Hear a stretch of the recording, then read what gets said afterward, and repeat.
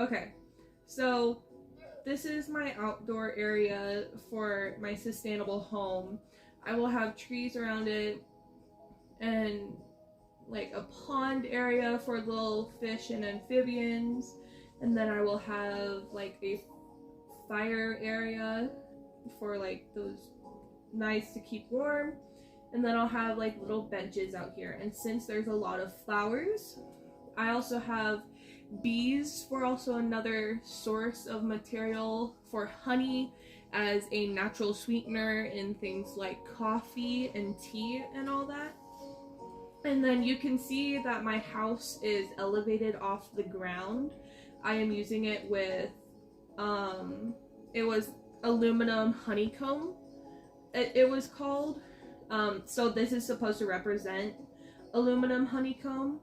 And then so on inside you can see, we'll get to that in a bit. So you can get in, and then so my batteries will be held down here. There will be a night battery, and then there will be a day battery. These are just supposed to represent like the wires and connections for that'll connect the energies to said batteries, but they're on top just to show the connections. They'll probably be running underground. And then this is going to be my filtration system. This is where I would put black water or gray water into some sort of holding device. And then these are pipes that go through various stages of filtration, all going from like really coarse dirt and charcoal all the way up to sand, which is then put into another holding tank, which will probably have a cover on it, and then put into a piping system that goes all the way back around and goes up into the kitchen. And then for the energies, they obviously won't be this close. Well, the thermal energy I will be using to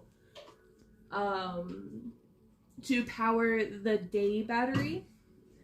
And then I will have the solar power, which will probably be closer to my home, to power the night battery so that it can charge up all day and then be used at night.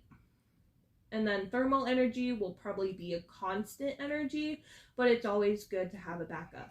So you go up these stairs, and then once you come in, you'll have the kitchen right over here, which will have the 2 trash cans, or the composter and recycling. And then I will have an electric oven so that I don't have to use all that natural gas in case if I'm not near a natural gas source. And then this represents a coffee machine, which will be more energy efficient and all that. I'll be using one of the more energy efficient ones. These white banners are supposed to represent curtains, which will cover all, like a majority of the window in case if it gets too bright or too hot. And they will be made out of recycled plastic water bottles. And then this will be the sink, where that would be the faucet. And then this would be the fridge. It will be energy efficient as well. It would probably run on the thermal energy more so than the solar energy, just so it's more reliable and so that it doesn't just stop on me and rots all the food in there. And then I will also have a library. I won't be having a TV because I don't use TV that often.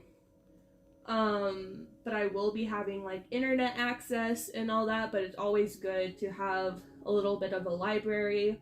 All these, or I will try to find books that are resourced from recycled paper, or if not, just books in general. I will also have beeswax beeswax candles, which I will also source from the hives surrounding my house. And these will be like the desks and chairs will be from recycled wood and all that. And then I will have lamps that I will most likely use during the nighttime due to the amount of windows that I have. And then for my room, here it is again, the candles, the curtains. My bed will be made out of cotton and recycled wool. I mean, not recycled wool, recycled wood. And then my carpet will also be made out of recycled plastic water bottles, as most carpets nowadays are. And then for my roof, just to make it easier and just to have a little more exercise, I will be having a ladder that goes up, and then it'll have a hatch for me to open and close. It's fenced off so that I don't fall off. And then you can see right over here, I will have my sun evaporation or solar evaporation filtration, which this one will catch rainwater. And then I have a little opening over here for me to manually put in gray water or black water. No, I would only put gray water in there, not black water. Black water is going to be in the lower filtration system. But over here, I will be using this water mainly for my plants, which will have rows of water between them. I will be growing various kinds of wheat and grains. I will be growing carrots, potatoes, beets, and then this is all piping once more to go to these holding areas for water that will continue to fill these, and rainwater will also fill these up a little bit more too, but these are just in case if rainwater doesn't happen as often as I want it to, like if we go into a drought. And then these will be composters specifically for this kind of crop and all that.